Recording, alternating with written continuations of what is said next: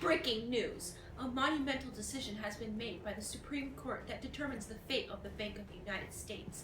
The bank has been a hot subject ever since the first Congress had created the first Bank of the United States.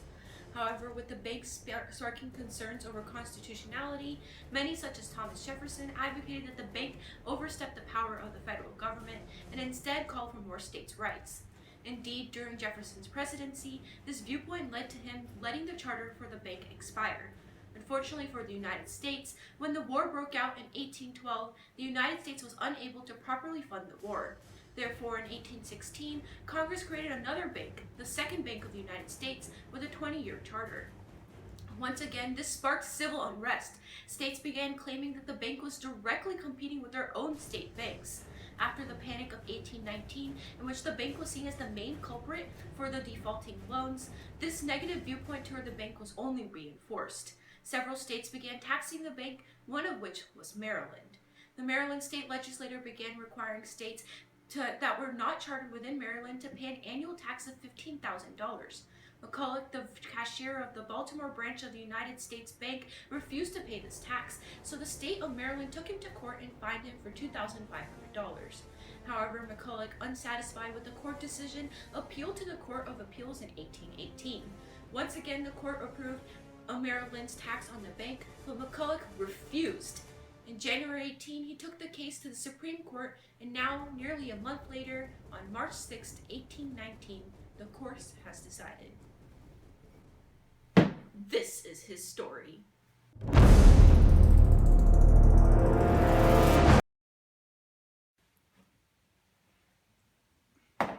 Good evening, Mr. McCulloch. Will you please introduce yourself to us?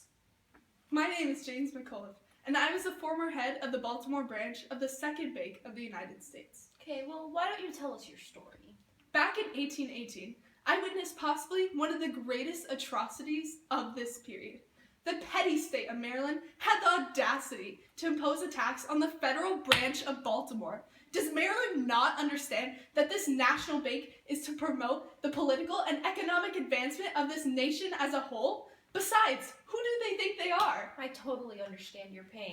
Nowhere in the Constitution does it state that states have the authority to control an agency of the national government.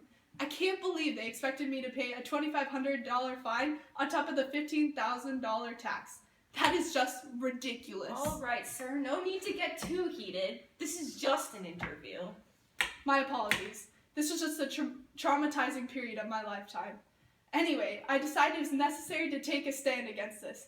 So I took this case to the Supreme Court, using my trusty attorney, Daniel Webster. Thank you, good sir, for taking out your time to talk to us today.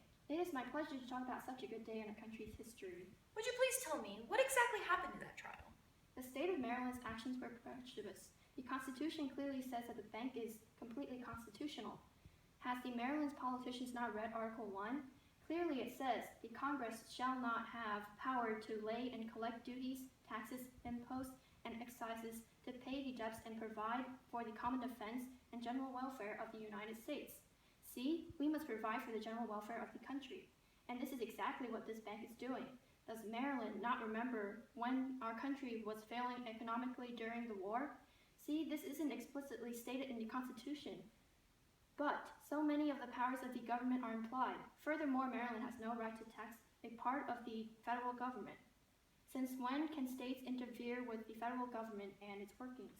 And the results of the case, are you fine with that? Of course I am. Thankfully, Marshall finally came to his senses. I can't believe we had to go through 2 other courts to get here. Thank you for your time. Welcome, Luther Martin. Please, do tell us who you are. Well, I was defending the Maryland State Legislature, but we all know how that turned out. That Marshall, making up things that aren't even in the Constitution. I don't recall the last time the Constitution stated that Congress could even create a bank. Please, let's calm down. Why don't you tell me what happened from the start? Well, I thought we had solved this issue back in 1818 when we had ruled McCulloch's action illegal in the local court. But that pesky McCulloch, he just kept appealing over and over again. And then I thought we had solved this issue when the appeals court had ruled that his actions were illegal. But here we are, a few months later, and those 2 decisions have been completely overturned. And do you understand why? Do you even agree with this decision?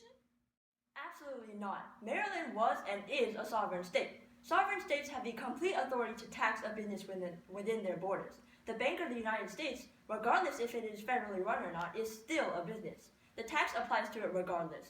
The federal government has no right to circumvent state rules. That's simply giving it too much power. If the federal government has the authority to regulate state banks, then Maryland has every right to do the same for federal banks, such as the one run by McCulloch. McCulloch should have to pay the $2,500. This court ruling is going to break the very fabric of our nation. It is making the federal government too strong. Thank you for your time, and we're greatly sorry for your distress and disappointment. Thank you. Now, let's welcome Chief Justice Marshall, who made the monumental decision of the century. Good evening. I'm Chief Justice John Marshall, and to me, the decision was simple. But first, let me clarify a few basic principles. The Constitution, first of all, is the instrument of the people, not the state. And though the government of the Union is limited in its powers, it is supreme in its sphere of action.